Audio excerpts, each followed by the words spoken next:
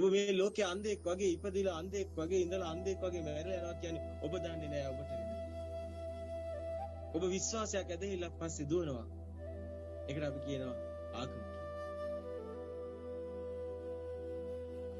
ඒක කොහොම ඇදෙන හැටිත් අපි කිව්වේ නිසා. ඇයි ඔබ අන්ධ භක්තියේ ඉන්නේ? ඇයි ඔබ අදහන්නේ? ඔබ සත්‍ය ප්‍රදාන නිසා. මෙන්න මෙහෙව් සමාජයකට එක යුගයක් එනවා. පරිවර්තනයේ මේ පරිණාමය තුළ එක යුගයක් එනවා. මොකද්ද මේ ලෝකේ සත්‍ය කියලා හොයන්න හැමෝම වෙහෙසන යුගයක් එනවා. මේ සත්‍ය හොයනවා. ආගම් ගොඩක් බිහි වෙන්නේත් ඔය සත්‍ය හොයන්න ගිය මඟ තුලයි. අන සත්‍යය අපි කවවද කරනවා? සත්‍ය නම් එකයි තියෙන්නේ. තව එකක් තිබ්බොත් එකක් බොරු වෙනවා. අන පරම සත්‍ය අවබෝධ වෙනවා. අන්නේ පරම සත්‍ය මුළු ලෝක සත්‍යයින්ටම මහා සැනසීමක් ගෙන දෙනවා. මේ ධර්මයේ තුල ඔබගේ දුකෙන් මිදෙන්නේ, ඔබගේ හිතේ තියෙන ගින්නෙන් මිදෙන්නේ, ඔබ දුක් විඳින එක නවතින්නේ මේ මොහොතේමයි. මැරිලා නෙමෙයි. මරණින් මත්තේ මොකද වෙන්නේ කියලා කවුරුත් දන්නේ නැහනේ. Tamante ඒක දැක ගන්න ක්‍රමයක් නැහනේ. ඒක විශ්වාසයක් ඇදහිල්ලක් විතරයිනේ.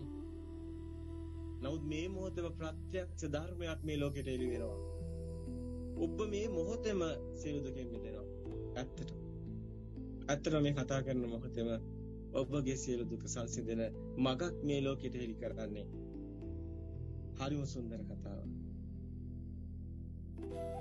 මේ අවබෝධය තුළ ඔබ කිසි දවසක අඬන්නේ නැහැ.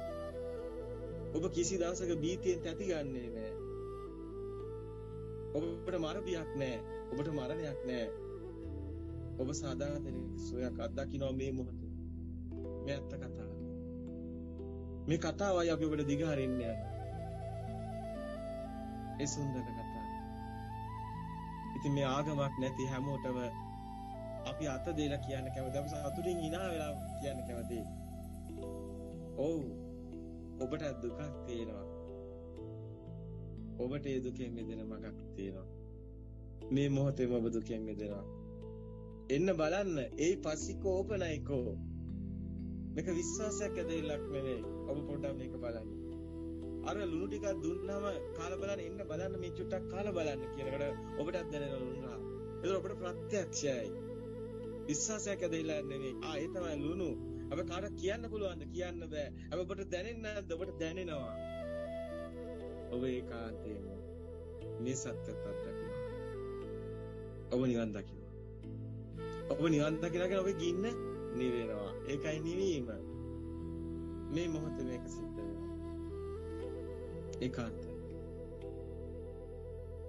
අපට අද්දුටේ ප්‍රත්‍යක්ෂයි.